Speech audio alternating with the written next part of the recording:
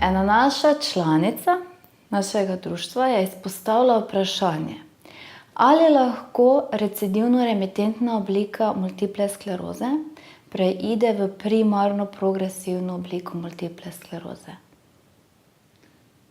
To praktično ni možno.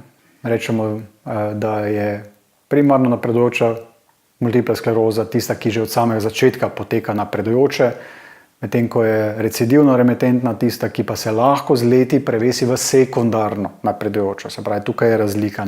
Se pravi, pri primarno napredujoči obliki je to ponavadi bolezen že na začetku privedla do neke nevrološke prizadetosti brez zagonov.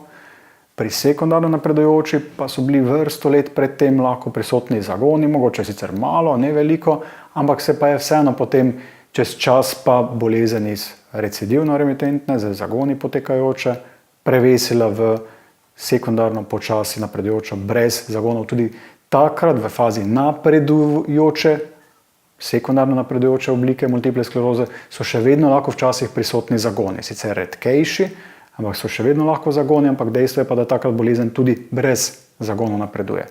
Primarno napredujoča pa praktično skoraj da ne poteka z zagoni, tam jih praktično ne vidimo, čeprav so vmes morda kakšne oblike bolezni, ki se pa malo bolj prikritega poteka, pa so zato malo težje za razlikovati, ampak v osnovi primarno napredujoča, kot rečeno, poteka od začetka naprej z napredovanjem brez zagonov.